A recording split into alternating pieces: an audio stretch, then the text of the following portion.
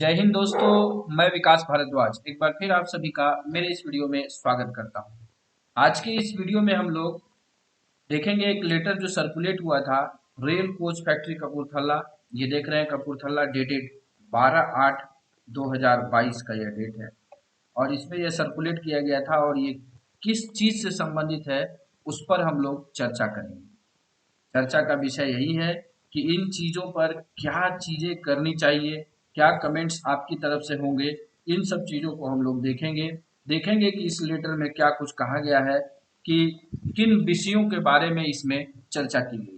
सबसे पहला अगर इसका विषय देखें तो विषय है subject group to examine the feasibility of having an all India common seniority list of constable, head constable, assistant sub inspector and sub inspector. मतलब कांस्टेबल से लेकर के सब इंस्पेक्टर तक की ऑल इंडिया सीनियरिटी बनाने की बात की गई है। आखिर इसमें क्या कुछ ऐसे बिंदु हैं, उन चीजों के बारे में पूछा गया है। आपके सजेशंस पूछे गए हैं कि आपको क्या कुछ चाहिए, कैसे करवाना है, क्या अच्छा रहेगा, इन सब चीजों के बारे में। तो देखते हैं क्या कुछ सवाल इसमें रहता है। सबसे पहले तो यहाँ लिखा है कि ऑल पीसीएससी इनको किया गया, रिक्वेस्ट किया गया कि इनको सर्कुलेट करिए इस गूगल फॉर्म को, और enclosed herewith in English and Hindi, ये दोनों लैंग्वेज में है Google form. The form is to be filled up by the non-gazetted staff. The staff can fill up the Google form on the link given below. by 25/8 तक इसको submit कर देना है। This is for the purpose of ascertaining the issues, views and feasibility of having an all India's common seniority list of constables, head constables, assistant sub inspector and sub inspector. तो ये देखा जाएगा कि अगर इसकी ऑल इंडिया सीनियरिटी लिस्ट बनाई जाती है तो क्या कुछ उसमें इशू आते हैं, क्या व्यूज आप लोग देते हैं उनको, और क्या इसमें दिक्कतें आ सकती हैं, किन किन कठिनाइयों का सामना किया जा सकता है, या कुछ क्या फायदा हो सकता है। इन सब चीजों पर इसमें जिक्र किया गया है। तो चलिए हम लोग देखते हैं। ये दो लिंक है यहाँ पर, आपको मैं ये पीडीएफ जो है डिस्क्रिप्शन लिंक पे दे दूंगा। साथ ही साथ इसमें दो फॉर्म दिए गए हिंदी और इंग्लिश में। मैं हिंदी में फॉर्म दे रहा हूँ और आपको समझाने का प्रयास कर रहा हूँ कि क्या कुछ इसमें हो सकता है। तो हिंदी वाले फॉर्म पे जैसे ही आप इस पे क्लिक करेंगे तो ये इस तरीके से खुल जाएगा, कांस्टेबल, हेड कांस्टेबल, सहायक उप निरीक्षक एवं उप निरीक्षक अखिल भारतीय वरिष्ठता सूची के लिए। यहाँ पर आपको पूरा नाम भरना है, यहाँ पर आप पूरा नाम भर सकते हैं। फिर आपको यहाँ पर अपना पदनाम भरना है। तो उसके बाद आपकी तैनाती स्थल कहाँ पर है, इन सब चीज़ों के बारे में यहाँ पर बताना है। और फिर इन सब चीज़ों के बारे में यहाँ बताना है। फिर आपको जोन के बारे में बताना है कि आप किस जोन से हैं, इन सब चीज़ों के बारे में बताना है। तो फटाफट इसमें आप अपना नाम भर लेंगे, पदनाम भर लेंगे, इसके बाद तैनाती स्थल भर लेंगे, फिर आपका जोन जो भी रेल है, आप जिस रेल से करते हैं उस रेल को लेंगे। फिर इसमें एक चीज पूछा गया है, क्या आप जानते हैं कि रेल सुरक्षा बल के और राजपत्रित बल सदस्यों की वरिष्ठता सूची जो सीनियरिटी लिस्ट है, जोनल रेलवे स्तर पर बनाई जाती है, न कि अखिल भारतीय ऑल इंडिया स्तर पर, जो कि रेल सुरक्षा बल नियम 1987 के चैप्टर 8 में इसके बारे में बताया गया है।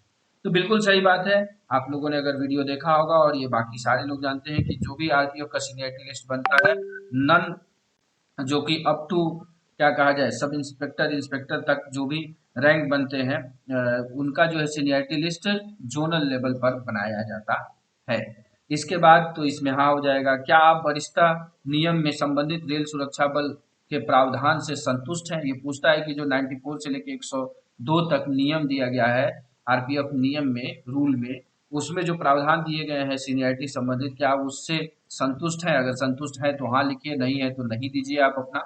फिर देता है कि वर्तमान समय में चूंकि वरिष्ठता सूची जोनल रेलवे स्तर पर बनाई जाती है, अतः अंतर रेलवे स्थानांतरण जो इंटर जोनल ट्रांसफर है वो बहुत सीमित संख्या में होता है। ये वाकई एक इशू है। इसमें निम्नलिखित परिस्थितियां उत्पन्न होती हैं। पहला, स्वयं के अनुरोध पर जो हम लोग ऑन रिक्वेस्ट पे जाते हैं, उसमें होने पर उस रैंक के सबसे नीचे जो है बॉटम सीनियरिटी में जाना पड़ता है। अगर मध्यवर्ती रैंक जैसे हेड कांस्टेबल और सहायक उप निरीक्षक में अंतर रेलवे स्थानांतरण संभव ही नहीं है। इसमें सिर्फ म्यूचुअल ट्रांसफर जो है, म्यूचुअल ट्रांसफर होता है, इंटर रेलवे ट्रांसफर होता नहीं है। और अगर इंटर रेलवे ट्रांसफर के लिए बोला भी जाता है तो कहता है लोग कि आप हेड कांस्टेबल के रैंक को छोड़ करके जाएं। तो इन सब चीज़ों का इशू आता है। कभी कभी समान बैच के अथवा जूनियर बैच के बल सदस्यों को दूसरे रेलवे में प्रमोशन मिल जाता है। ये बिल्कुल सही बात है कि कभी जो है सब इंस्पेक्टर रैंक पे या कांस्टेबल रैंक पे या हेड कांस्टेबल है, तो सब इंस्पेक्टर किसी रेल में जो है इंस्पेक्टर जल्दी बन जाते हैं, किसी रेल में उनको इंस्पेक्टर बनने में काफ़ी समय लग जाता है, जबकि वो दोनों एक ही बैच के हैं। तो क्या आप इन व्यवस्था में बल सदस्यों के लाभ के लिए बदलाव चाहते हैं? तो बिल्कुल इसमें बदलाव सभी लोग चाहेंगे।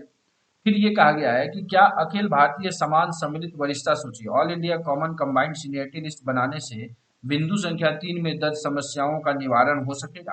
अब बिंदु संख्या 3 क्या है? तो बिंदु संख्या 3 यही है जो हम लोगों ने अभी पढ़ा है, ये सारी चीजों पर। तो इसमें जो है बिंदु संख्या 3, जो बिंदु संख्या 3 यहाँ लिखा है, तो इनके बारे में क्या ये चीजें निवारण हो सकती हैं? तो बिल्कुल, अगर ऑल इंडिया सीनियरिटी बन जाता है तो जब भी प्रमोशन आएगा तो उस प्रमोशन में ऑल इंडिया प्रमोशन दिया जाएगा, ऑल इंडिया प्रमोशन दिया जाएगा तो उसमें सीनियरिटी के लिस्ट में जिनका नंबर पहले आएगा वही वही लोग फिर उसमें आगे बढ़ पाएंगे। क्या आप कांस्टेबल, हेड कांस्टेबल, सहायक उप निरीक्षक और उप निरीक्षक की अखिल भारतीय समान सम्मिलित वरिष्ठता सूची के निर्माण को लाभदायक समझते हैं? तो अगर आपको यह लगता है कि यह निर्णय जो हमारे प्रशासन ने लिया है, एडमिनिस्ट्रेशन ने लिया है, क्या आपके लिए यह लाभदायक सिद्ध होगा? तो अगर हाँ तो हाँ, नहीं तो नहीं दीजिए। फिर आपको देखिए एक चीज याद दिखा है, क्या आप रेलवे सुरक्षा बल के और आज पतित बल सदस्यों की जोनल रेलवे स्तर पर निर्मित वरिष्ठता सूची को मर्ज करके अखिल भारतीय समान सम्मिलित वरिष्ठता सूची को बनाना लाभदायक संभव समझते हैं? तो ये भी आप दोनों मिलता जुलता ही चीज है, तो यहाँ पर भी लाभदायक होगा। इसके बाद आप देखिए, क्या अखिल भारतीय समान समान सम्मिलित वरिष्ठता सूची बनाने से रेलवे सुरक्षा बल सदस्यों की शिकायतों में कमी आएगी, जो स्वयं के अनुरोध पर स्थानांतरण, mutual transfer, couple base, couple case, bottom seniority इत्यादि कारण? तो ये सारी समस्याओं का निवारण तो होगा ही। रेलवे सुरक्षा बल की कार्यप्रणाली की प्रकृति कैसी है? तो ये पैरामिलिट्री की तरह भी काम करती है और सिविल दोनों की तरह काम करती है, सिविल पुलिस की तरह भी। क्या आप सहमत हैं कि रेलवे के ट्रैफिक परिचालन एवं कमर्शियल विभाग की तरह रेलवे सुरक्षा बल के पोस्ट स्तर पर भी आम जनता के साथ कार्य व्यवहार अधिक होता है? बिल्कुल, हमारी पब्लिक डीलिंग सबसे ज्यादा होती है। हम जब भी चाहें, जिस समय किसी विभाग को, रेल के किसी भी विभाग को जरूरत पड़ती है तो वो किसे कॉल करता है? कॉल आरपीएफ, आरपीएफ को कॉल करता है और आरपीएफ उसके सहायता के लिए सदैव तत्पर रहता है और अपनी तरफ से 100% देने की कोशिश भी करता है और देता भी है। तो ये बिल्कुल ही सही बात है। इसके बाद आप देखिए, यहाँ कहता है कि रेल सुरक्षा बल के पोस्ट स्तर पर बेहतर कार्य व्यवहार हेतु विशेष रूप से आरपीयूपी एक्ट, रेलवे एक्ट के मामलों का अनुसंधान, आसूचना, कोर्ट प्रोसिक्यूशन इत्यादि के लिए स्थानीय भाषा, लिपि व संस्कृति का ज्ञान रखना आवश्यक है। बिल्कुल आवश्यक है। जब भी पब्लिक डीलिंग का विषय आता है तो वहाँ पर स्थानीय भाषा को सीखना आवश्यक हो जाता है। जैसे कि मेरी पोस्टिंग जिस जोन में है, मैं भी कोशिश करता हूँ कि उस तरह की लोकल लैंग्वेज को सीख लूँ, और भरसक प्रयास के बाद मैंने कुछ चीज़ें सीख भी ली हैं और उसके बाद मुझे कार्यप्रणाली में मुझे काफ़ी आसानी भी हो रही है। इसके बाद देखिए, अखिल भारतीय समान सम्मिलित वरिष्ठता सूची बनाने के बाद रेल सुरक्षा बल के और राजपत्रित बल सदस्यों का स्थानांतरण अखिल भारतीय स्तर पर कहीं भी हो सकता है। रेल सुरक्षा के कार्यप्रणाली की प्रकृति को देखते हुए क्या आप रेल सुरक्षा बल सदस्यों का स्थानांतरण अखिल भारतीय स्तर पर कहीं भी होना उचित समझते हैं? इस पूरे फॉर्म में बस यही एक विवादास्पद सवाल है जिस पर कि मुझे लगता है कि बहुत ज्यादा लोगों को जिद्दोजहद होगी। तो एक अगर चीज बताएं तो बाकी की पैरामिलिट्रीज में जहां पर कि ऑल इंडिया सीनियरिटी लिस्ट होती है तो वहां पर उनका ट्रांसफर भी ऑल इंडिया के हिसाब से होता है। जैसे कि सीआईएसएफ है, जिसमें कि वहां मैं काम कर चुका हूं, तो वहां पर सीनियरिटी भी आपकी हर रैंक की ऑल इंडिया बेसिस पर बनती है और उसी प्रकार से प्रमोशन और ये सारी चीजें भी, उसका भी नंबर आता है और ट्रांसफर भी ऑल इंडिया बेस पर होता है। लेकिन एक चीजें हैं कि इसके पीछे सेटबैक है, बहुत लोग उस सेटबैक को अगले सवाल में कवर किया गया है। तो आप देख सकते हैं कि यहाँ पर कहीं भी होना उचित समझे, ये आपके ऊपर निर्भर करता है कि क्या आप इसमें जवाब देना चाहते हैं।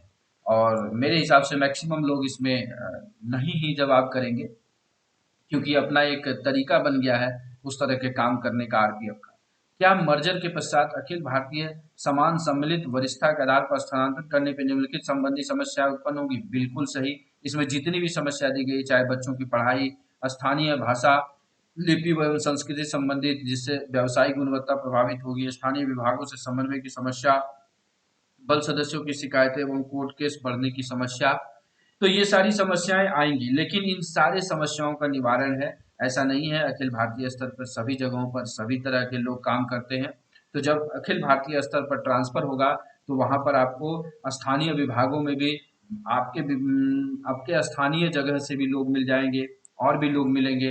बाकी जो है स्थानीय भाषा, लिपि और संस्कृति से व्यवसायिक गुणवत्ता प्रभावित होगी, थोड़ी बहुत प्रभावित हो सकती है, बहुत ज़्यादा इसके फेवर में मैं नहीं हूँ, क्योंकि आप जब भी जहाँ पर भी जाते हैं तो हिंदी और इंग्लिश एक ऐसी लैंग्वेज है जो कि आप कहीं पर भी उसे कर सकते हैं। हाँ, थोड़ा बहुत उसमें कॉम्प्लेक्सिटी आती है उस भाषाओं में लोगों से समन्वय बनाने में। तो आप जहाँ जाएंगे वहाँ पर आप उस लैंग्वेज को सीखने का प्रयास करेंगे, तो इस तरह से मल्टीपल लैंग्वेज आप लिंग्विस्टिक बनेंगे। आप अपने जीवन को और अच्छे से बना पाएंगे। बच्चों की पढ़ाई को लेकर के भी ये एक इशू बन सकता है, लेकिन आप जहाँ पर भी जाएंगे वहाँ पर बच्चों की पढ़ाई के लिए सुविधाएं मिल ही जाती हैं। आजकल पूरे भारत में हर जगह पर ये सुविधाएं उपलब्ध हैं, लेकिन फिर भी ये सारी समस्याएं आएंगी जरूर। आप किसे प्राथमिकता देंगे? जोनल रेलवे स्तर पर निर्मित वरिष्ठता सूची की वर्तमान व्यवस्था को, जो वर्तमान व्यवस्था अभी चल रही है उसको आप प्राथमिकता देंगे, या फिर अखिल भारतीय सम्मान सूची बनाना, सम्मिलित वरिष्ठता सूची बनाना? तो आप इसमें से किसको प्राथमिकता देंगे, इस तरह की चीजें लिखेंगे। अगर आपको कोई टिप्पणी देना है तो उसके बारे में आप टिप्पणी देंगे और फिर यहाँ पे सबमिट पर क्लिक करेंगे। बस इतना ही करना है। इस सबमिशन के बाद इन सारे फॉर्म को क्या किया जाएगा, इन सारे फॉर्म को चेक किया जाएगा कि इन्होंने क्या चीजें दी है। तो इस तरीके से ये सारी चीजें चलेंगी। तो आशा करते हैं कि आपको इस वीडियो से समझ में आ गया होगा कि क्या कुछ सवाल इसमें दिए गए हैं, क्या कुछ जवाब आप इसमें दे सकते हैं। इन सब चीजों को लेकर के आपको इसमें थोड़ी बहुत सहूलियत हुई होगी। इस वीडियो के लिंक में या डिस्क्रिप्शन में मैं आपको ये पीडीएफ डाल दूंगा, जहां से कि आप आसानी से इसको सबमिट कर पाए, अगर आपके पास किसी भी माध्यम से ये चीजें नहीं पहुंच पाई हैं तो। तो चलिए इस वीडियो को यही समाप्त करते हैं। इस वीडियो को ध्यानपूर्वक देखने के लिए आप सभी मित्रों का प्रेम पूर्वक दिल से धन्यवाद।